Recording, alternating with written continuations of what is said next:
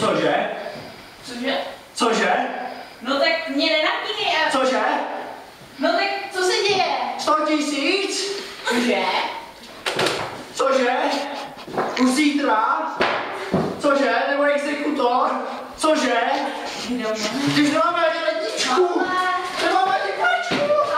Nemáme ani stůl! Pavle!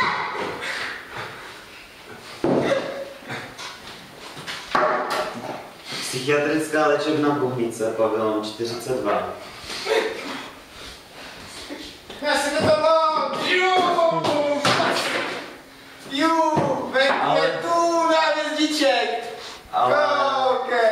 jdi zpátky do svých Postav, já. Ne, to je v pořádku, to je všechno v Já to pořádku. poletím. Je všechno v pořádku, tam bojíš. Tam, takhle je To se to ale změnilo. Ale prostě Tady se to změnilo, teď jsou nové obrazy. Tady jsou nové obrazy. Dobrý den, tady dneska tady máme A nemusíte stát, si sedněte žádci. No, tichu sedni si. No, dobře, učte chvíli. Jo, dobře. A sedněte si. Jo, dobře. Co jste přišla, prosím vás, co to je za člověka? Ono, on je jenom hrozně rozrušený a přepracovaný, on je totiž, to za to můžou ty žáci a prostě toho se navolilo hrozně moc, ale on jinak jako takový normálně vůbec není a vůbec nechápu, co se stalo. Tak opravdu nevíte, jako? No za to prostě můžou ty žáci na něho vyprovokovat, oni prostě jsou hrozný a...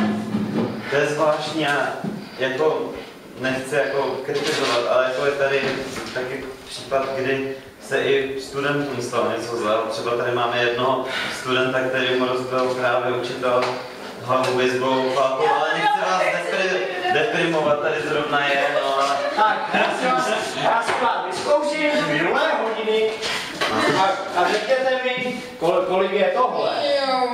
No, pauza. To bych zvládnul, býval jsem totiž učitelem. 2. No výborně! No vidíte, jak se to pamatujete, já můžu pokračovat ve výkladu.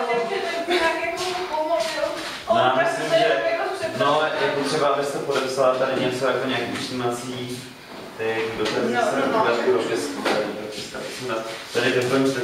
Propisku, abyste si mohli dělat poznámky, to si vezmě, to si vezmě. Ježíš, nevedne mi to razítko. A aspoň ukazovat to. Prosím vás, napište tady své jméno a nacionálné, nebo jeho hlavně, a vy se podepište jako zastupující osoba s tím, že můžeme spíš právě. Ne, to bude v pořádku, to bude v pořádku, tady do té svěrací kazajky zapál. A jo, vlastně tu ruku zlomenou, že jo, to musíš mít rovně! Nehejbat a rovně. Ale no tak Pepíku. Pane doktore, To bude dobrý, to bude dobrý. Píš si poznám. Tady máš tu spisu. A mohla byste se dostat. A máš omluvenku ze včerejška. Podepsat víte vůbec. Máš Jestli omluvenku. jste levák nebo pravák. Tak ji přijde zítra. No, leva, pauza. Leva je tam, co máš hodinky. Tak asi pravák.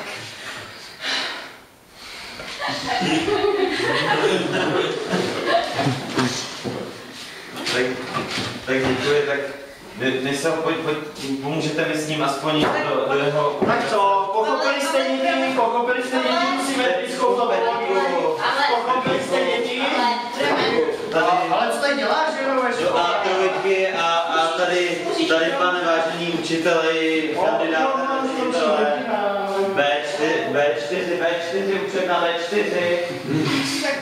Tak nashledanou. Já přijdu, no. Přijďte se podívat, my tady budeme dělat nejdřív diagnostiku, tak jako ten týden, tak přijďte zhruba za týden se. Budu tady jako na koni. Protože kdybyste přišla dřív, tak mohlo by to stejně rozrušit, takže to nemá smysl. Druhý den. Diagnostika pana pacienta tady. A děti, doufám, že jste se vyspali. Prosím vás, sedněte si. A to je dobrý nápad, Tady máte učitelské křeslo, ano. Jo, razítko. Si dá razítko. A ještě. razítkujte si, ale ano. Teď máte vždycky 5, no správně. No, prosím vás. Jo, tak se mi povíte, víte něco o analytické geometrii, třeba co je to vektor? Pověřte mi, co je to vektor. Jsme brali minule. To je tenzor prvního řádu. No výborně. Ale prosím vás, nepoučujte mě pořád. Já bych potřeboval se na vás. Ano, co potřebujete? Máte nějaký problém v matematice, který byste chtěli vysvětlit? Jste v klidu? Ano, jsem v klidu. Úplně zcela jsem v klidu. Tak povídejte. Další hodinu to probíhalo stejně. Opravdu, já se vás ptám, co Ano. byste chtěl dělat kromě učitelství? Kromě učitelství. No, to vypadá zajímavě. To kdysi jedna taková ženská, jaká to byla.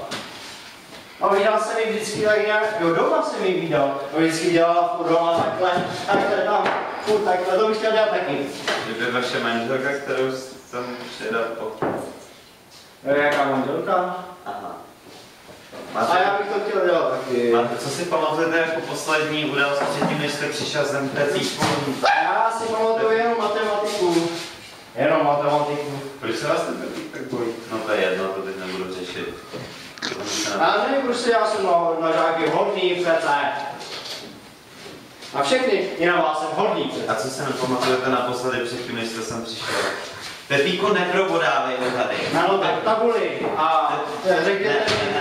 Pepíku, jdi domů. Jdi domů na svůj ateliér pěkně. A já už budu zametat. Sestři, zavřete ho. A už budu jenom do konce života zametat. No dobře, takže máte zase hodinu, máte na B5, B5 už na vás. Jo, B5 potřebuje Ano, tam potřebuje